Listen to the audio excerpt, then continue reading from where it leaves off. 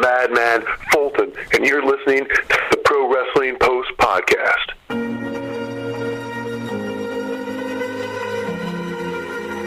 You are listening to the Pro Wrestling Post Podcast with your host, Mark Madison. This episode's guest is Sawyer Fulton. Visit ProWrestlingPost.com for interviews, blogs, and upcoming events in your area. You can also find the podcast on iTunes, Stitcher, Google Play, Anchor, or whatever podcast app you prefer. And now, here's Mark Madison. Welcome, ladies and gentlemen. This is Mark Madison, joined this week with the Madman Fulton, formerly known as Sawyer Fulton from WWE's NXT. Thanks again, Fulton, for joining us here. We really do appreciate your time. Not a problem. I'm always happy to talk about myself. I'm my favorite subject. Fantastic. So maybe if you can share a little bit with fans a little bit about your background. Now, coming out of ASPW, maybe you could tell them a little bit about the Big Jake South character, how that initially was a reflection of you, how it came about, and it's kind of where it could have been headed as opposed to just kind of being dissolved. So I started off with a company called ASWA in Mansfield, Ohio. It's a gym started by Charlie Fulton and is currently under the tutelage of the living nightmare Jimmy Lee. So at the time, I was still wrestling in college. It's actually very against NCAA rules to be doing both, but I kind of wasn't telling anybody. So, I still had that college wrestling mentality. I was still on an all-American wrestling level, and that part of me, I wanted to show that through my professional wrestling as well, because that was the only part of me that I really knew at the time. So that's kind of where the whole Big Jake South thing kind of came from, was taking what I was in college wrestling and then just blowing it out of the water.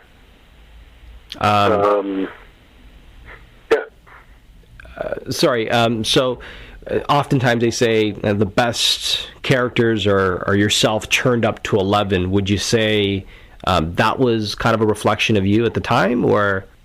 Yeah, I think it's still a reflection of me. I think there's a lot of that character that I still maintain. For me at the time, a big thing was that I really wasn't that charismatic, and I was still learning how to do that showmanship part of everything. Mm-hmm.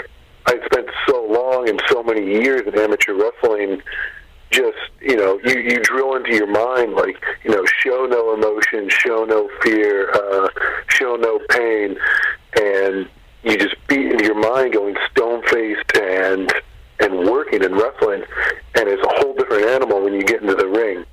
So I think that Big Jake South character was my attempt at taking what I knew and kind of pushing it in the direction I needed to go. Fantastic. Now, fans will be aware that most of your early development stemmed from being part of NXT.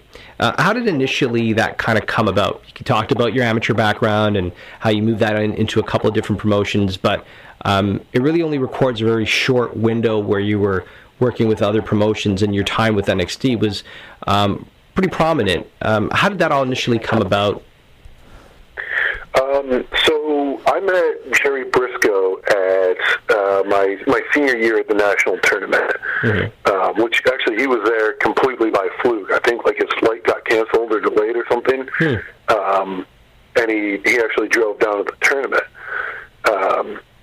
The way our national championship works, our national tournament, if you make it to the second day, you're automatically going to get into a All-American spot, which is top 8 in the country. And that year, I'd already placed before. I placed 4th the year before, and I wanted to win. That was my goal. I wanted to win the national championship. And when I fell short, I kind of took that out on each and every single person in my way the next day. I was going to be an All-American no matter what, so I just started slamming people and throwing people around and trying to make guys tap out and trying to get myself disqualified, which was not the proper way to handle it. And now looking back at it, very stupid. But all Jerry saw was just a gigantic bleach blonde kid throwing guys around. So when I came back and I was in my match for third and fourth, I actually looked up and he was talking to my mom. And my mom has zero idea who Jerry Briscoe is. But she saw that he was with WWE and instantly, started talking me up and started promoting me for him. And, that was that. Like, he came to me after, I won my last match and I started doing my Hulk Hogan pose downs for him on the mat just to let him know that I knew he was watching. And, he came up to me and he's like, I'm completely out of breath. Like, I'm dead tired. He comes up to me and he's like, do you know who I am? I'm like, yes, sir. He's like, do you know what I want? And I'm like, God, I hope so.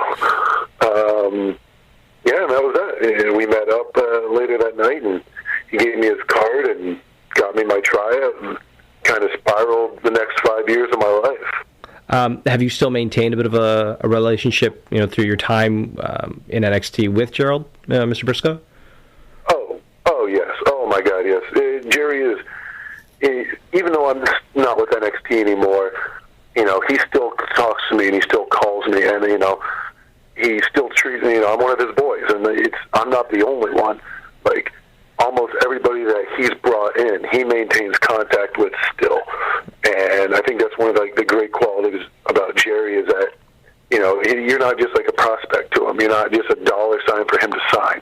He cares about you and he cares about your career. Mm-hmm. And even his son, Wes, I'm not on an extremely personal level with Wes, but I know Wes is a good friend and I know he would, help me out in any situation. Actually, I've only ever had one traffic infraction ticket in my life, and I got out of it because of Wes Briscoe. So just one of those things, Gary's done a lot for me, and I'm very happy for, everything he's done and still being able to talk to me. Yeah. You mentioned working and being part of amateur wrestling and Gerald actually seeing you there. Do you think that there's more of a calling more for the amateurs to transition into pros like yourself? Or is it more like a fluke? Like there has to be something special about you? So I started amateur wrestling with the intention of turning pro. I had my first practice in elementary school in the 6th grade, and it was because I thought there was going to be a ring there.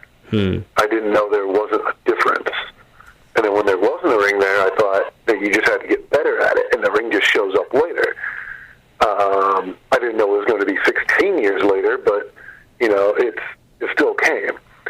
And I think the thing about pro wrestling, I think amateur wrestling has a lot to do with it. You see a lot of guys with that amateur background that are just doing amazing, not only in WWE with guys like Jason Jordan and Chad Gable, but, everywhere else. Guys like Matt Riddle and Jeff Cobb, and you can easily transition that over. But I think, especially for pro wrestling, I think there has to be a degree of really, really wanting it and really wanting to move over and do it. And it's not always the easiest thing because they are very different. But I think it's a good. I think it's a good transition tool. What have you found to be some of the challenges in that transition for yourself?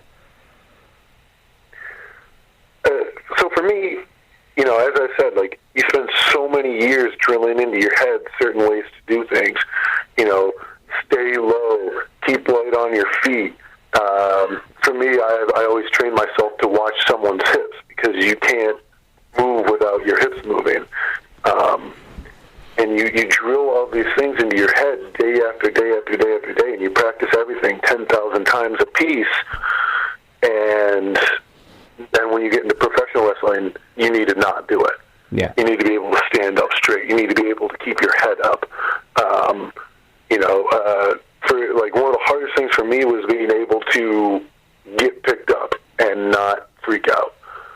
I'm very bad, for years I was very bad at leaving my feet because the second someone goes to lift you, you immediately sink your hips. And it's and is learning to work and flow in a different direction.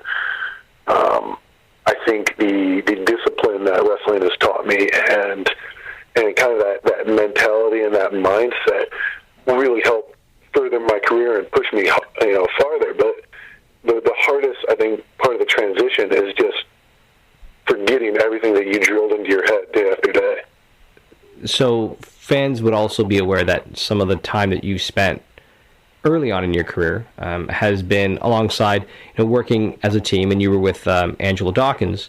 What would you maybe say on screen, off screen, that relationship was like, and the chemistry that worked between you two? Because from an outsider's perspective, you thought it was going to be something that could have been used a little bit more, but what was the experience like? What were the plans maybe you two had between yourselves, and how you could have moved it forward? Any thoughts on that? So actually, Angelo Dawkins and I were roommates for almost 3 years, maybe 2.5 years. And a lot of the stuff that we did in ring and character-wise that never really got to be explored stemmed from stuff that we would do messing around, just talking one-on-one. Mm-hmm.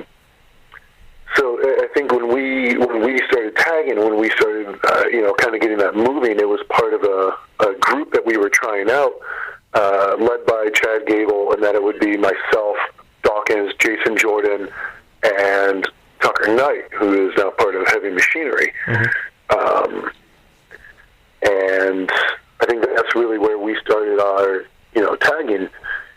And we had a lot. We had a lot of good matches. The Revival helped us out a lot. Which, the Revival is probably the best tag team on the planet right now. So it was hard, not to learn stuff from them.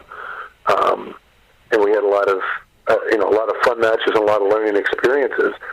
And we really thought we were going places. And it's one of those things that it just never really materialized. And he was doing good, and I think I was sort of falling behind a little bit, and he started off into kind of like a new direction, and they kind of made it known that it was going to be Gable and Jordan as the tag team. Yeah. And so we really stopped focusing on it, but then we kept getting matches on TV. After we kind of turned single on our own and started working singles, they still kept putting us in tag team matches on TV. We had one really good match with Blake and Murphy where I just came in House of Fire and destroyed at the end. And I think that was the first time that they really went, where they saw us separately and went, these two are both, monsters in their own right. If we're not going to do anything with them together, we need to get them apart, ASAP and figure out what they need to what they need to be separately. And I think it was that first match, or that last match that we had with Blake and Murphy, that split him off into his Curse of Greatness character and then into the Street Profits, obviously. Yeah. And for me, I think that was the first time that they saw just like that absurd aggression I can bring out. And not they, I know a lot of the coaches knew about it, but like, the first time I think that Hunter and some of the writers saw that I can have that aggression. I think that's what sparked me going in the direction of Sanity at that point. And as you mentioned Sanity, fans had known that in the spring of 2016, yourself and Alexander Wolf, they initially, I guess, had you guys tagging off camera, working together? Yeah, we actually started tagging to fill in for Authors of Pain, who were sick. Oh, okay. And we had not planned on tagging that night. It was just one of those things as like, Sawyer's here, Wolf is here, but let's get them in a match. And we ended up facing the Hype Bros in Bartow, Florida, and I think we had some like kind of unspoken chemistry between the two of us. And like, we weren't doing a lot. Obviously, we'd never tagged together before, but I think it kind of turned some heads that it could be something. And I think that was kind of what re-sparked the interest in Sanity and bringing those, those Smoking Aces characters to life was us coming together and tagging together. We did a lot. We had a lot of stuff before we even knew that Eric Young was interested. We got to wrestle. We got to go overseas and wrestle England and Ireland on the tour over there, and we got to do a lot of out-of-state loops with Gable and Jordan, and we were really packing together and ironing out who we are as a team. Now, you had the opportunity also to work alongside Eric Young. Kind of was, he kind of was given that leadership role, but joined in afterwards, as you just kind of shared. How was the experience working with a veteran much like himself? I mean, he trained Ty Dillinger at a younger age here in Ontario. What was that experience like, and what were you able to pick the brain of Eric Young being part of that faction? I think Eric really helped take us to new levels. I think there's a certain amount that we wanted to do as a team between Wolf and I, but we didn't really feel like our ideas were going to be taken seriously and listened to. And Eric was very good at, taking what we wanted and what we thought about, and then bringing them to the writers and to Hunter as his own ideas. And he really fought for the things that we wanted and things that we believed in. A lot of Sanity, he had a big part, and he really, steered us in a great direction. But he didn't have to go as far out of his way to make things as comfortable for Wolf and I as he did. Instrumental is almost downplaying how much he had to do with my career, especially in the last 2 years of it there. And even after I got hurt, he was very good on calling me and checking up and making sure I was rehabbing.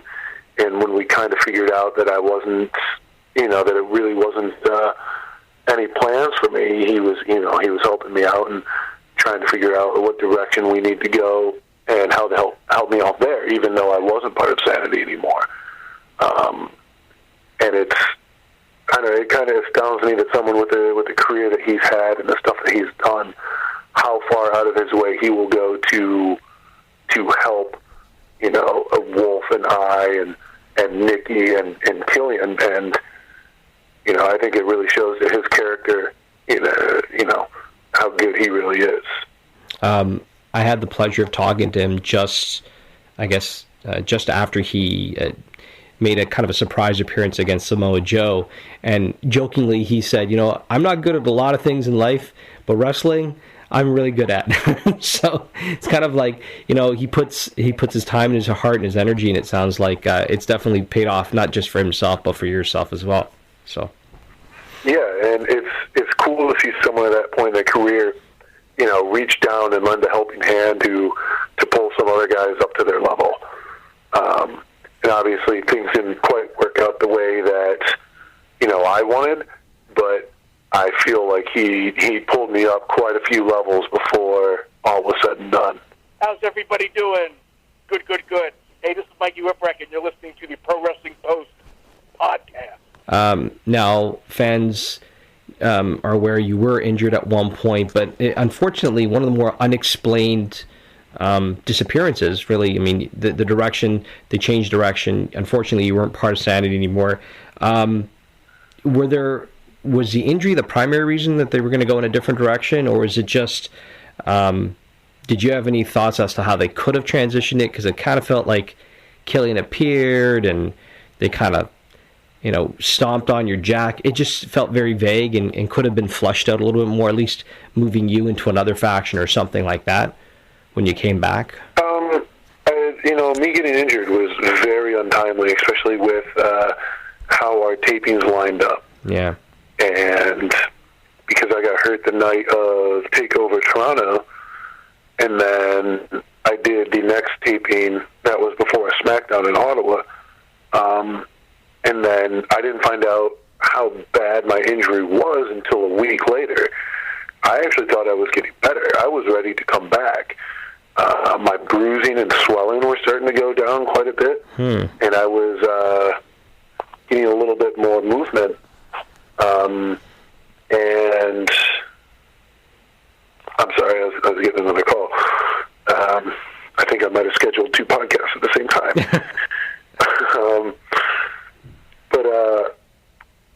My bruising and my swelling was going down, and I actually thought I was getting better. And it wasn't until the doctor told me how bad it was that that placebo effect really wore off. Oh. And that's when the pain started coming back. And so I had my surgery on December 2nd. I found out I think December 1st. I found out November 28th because I had my surgery on November 29th, which is my mother's birthday. And tapings were December 5th. Yeah. So it was very, very rushed. No, maybe December 2nd. It's very quick. Yeah. It's almost directly afterwards. To the point where, I was left completely out of the loop. I did not know what was happening or what was going on until Killian called me that night and let me know, hey, we did this, and this for the TV tapings tonight. I want you to know that, no matter what comes out of this, I don't want you to take this as a personal attack to you. This was an opportunity given to me, and I hope that if the roles were reversed, that you would do the same thing. And obviously I would. Killy and I are, we were friends before and we were friends after. And it was very cool of him to come to me, kind of man to man and let me know, hey, this is going on, because at the time, I hadn't even, the coaches had called me, the writers had called me, and I was just sitting in a hotel room, wasting away. And shortly after, I got a call from Wolf. I think Killian just beat him to the punch, and then Eric shortly after that, and Nikki texted me a few times, and finally the next day I got a call from Terry Taylor. But it was, that was kind of a hard transition for me, or a hard thing for me to accept. I think it was a little bit rushed, and I think there was a lot of ways out of it. I pitched a lot of things, not only coming back to Sanity, but feuding with Sanity, starting my own group, just a whole bunch of different stuff. I had a running joke that I was going to start Sanity Red and Black, and we were just going to make it, go straight WCW with it. But yeah, sometimes things just don't work out the way that you think they should. And there's a reason why I am not a writer. So, it's one of those things that's just kind of beyond my control. I'm not ashamed of anything, and I know I worked as hard as possible to get back. And sometimes the cards just don't fall in the right places. So, there's nothing to do but, move on to bigger and better things. And it's opened up so many doors and so many opportunities for me now to figure out who I am and to establish myself as a wrestler and to do some things that I didn't think were possible to do in WWE. I'm excited. I really am for everything. Well, and because of being proud of where you are and where you're going, not everybody feels the same way about this, but sometimes accolades or championships, they represent something to some talent. Some people it doesn't. But this past year you were included in PWI's top 500. Not everybody has that opportunity to be recognized by others. What did you feel about maybe just being recognized by writers and talent that you're considered among the best? I think it's really cool. That was obviously my first time being included in that, and I know that I think I was somewhere in the mid 400s. But even then, it's cool to know that I'm recognized on some level, and it brings that feeling of that everything you do isn't for naught. it really shows like, oh yeah, like people actually pay attention to me. Like, sometimes you get, it's very easy, especially in a position like right now where I am or where I was when it happened, where I was injured and I was trying so hard and I wasn't making any headway. It's easy to get down on yourself and get depressed. But then you see something like that and you go like, oh yeah, like, I can't forget, like, I've actually, did some stuff. I've actually accomplished things. And it's an easy way to take a step back and look at your life and realize that it's really not as bad as you're making it out to be. So, I was very, very happy to be included in that and to be kind of recognized at that level. And, I hope that I can just keep pushing that number up. Now, you are free to kind of, I guess there's a clause, I'm not sure if the clause works for you, but a no-compete for anyone else. Does that necessarily take effect for you, or you're kind of free to go wherever? My no-compete is up. Okay. So I'm kind of free to roam around now.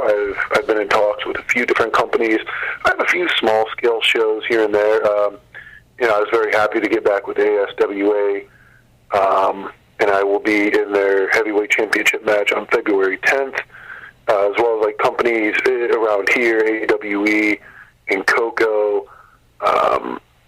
I've signed with a few places out in California, and I'll be up in for Pro Wrestling Magic in New Jersey on January 20th.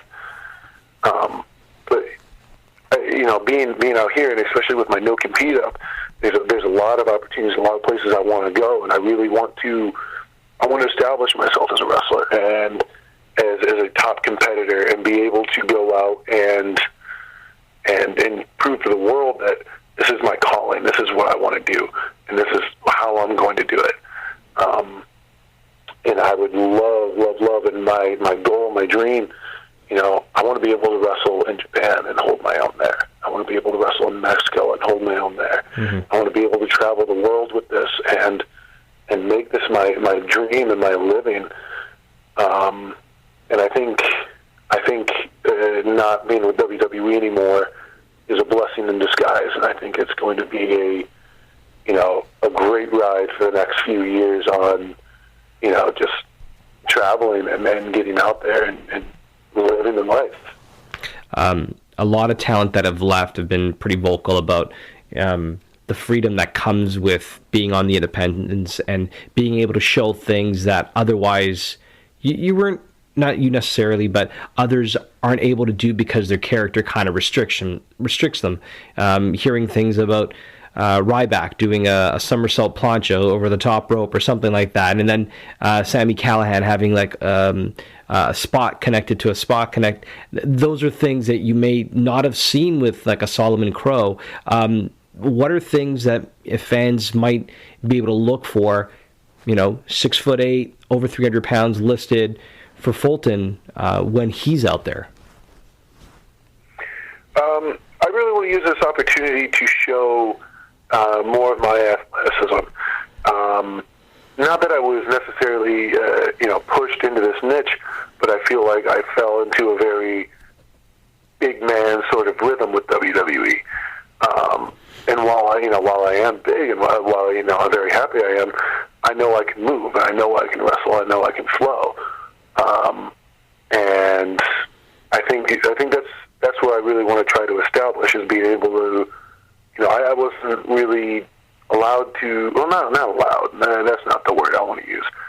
I didn't really feel with my character comfortable with moving and wrestling in the way that I know that I can. And I know that I can work out of situations, and I have a good amount of throws and moves that I can work in, and that's what I'm looking forward to being able to show, is just my overall wrestling ability, and not just on a professional level, but even with my amateur stuff, I would love to start throwing in more of that. Some of the stuff that people would get to see on live events with me and Dawkins, I think is going to be able to make its way back on a much larger scale. You talked about wanting to compete in Japan and Mexico. Any other personal, professional aspirations now that 2018 is upon us? No, that's really my goals for this year, especially for 2018. I want to be able to establish my name now. I want to be able to establish that it's just Fulton and not, be that guy from Sanity that got kicked out, or, be that lowest rated character in 2K18. I want to be able to establish who I am, and I want to be viewed as a top contender and as a guy that is worth going out and going to see. And I think, more and more as this year goes out, I plan on making sure my name, gets out as far as physically possible. And, I'd love to go to different countries. I would love, as I said, Japan, Mexico. I had so much fun wrestling in England and Ireland. I died being able to do that again. That was some of the most fun matches of my career. And, I just want to go out and travel and experience all these cultures in the world and be able to do that by doing what I love, and that's professional wrestling. Outstanding. Before I let you go, Fulton, we here on the Pro Wrestling Post like to do a little bit of a game. If you're interested, we can go ahead with it. If you're not, we can just call it quits, and it's completely up to you. Sure. I'll give anything a go once. Okay, so the game's called Wrestling Tinder. It kind of works just like regular Tinder. If you're interested, you swipe right. If you're not interested, you swipe left. With Wrestling Tinder, I'll throw a topic. If you're interested, you'll swipe right, and we can get into it. If you're not interested, just say you'll swipe left, and I'll throw out another topic. So we're only really going to try and tackle one. All right, we can give it a go. Sure. Okay. Intergender wrestling. I'd swipe right on that. You swipe right. Okay. So right now it tends to be a bit of a hot topic. We see a lot of it happening in Mexico. We see it happening in parts of the southern states. We see it happening really in different promotions, independent promotions. Again, there is that fear that accidents can happen, but sometimes women, I spoke to Evilise just yesterday, and she feels safer wrestling a guy that may be 200 pounds as opposed to facing a woman who may not be as protected with their punches.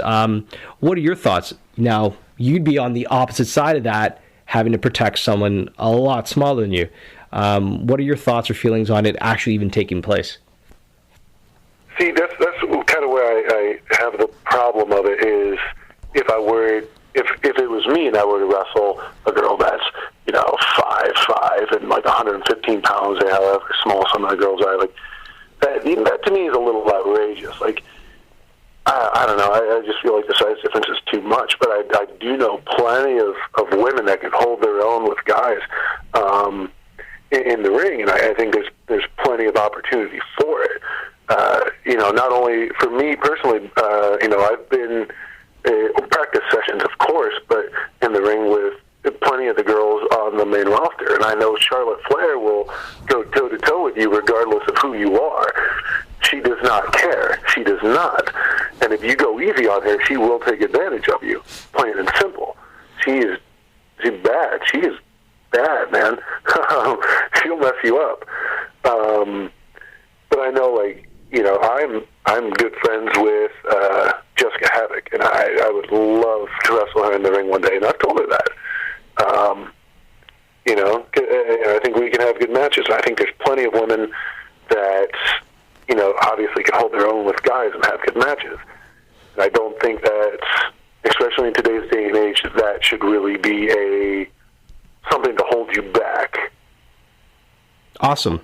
Thank you again, Fulton, and we're wishing you all the best in 2018. We know that you're going to knock them dead. And on behalf of Fulton, this is Mark Madison for the Pro Wrestling Post podcast.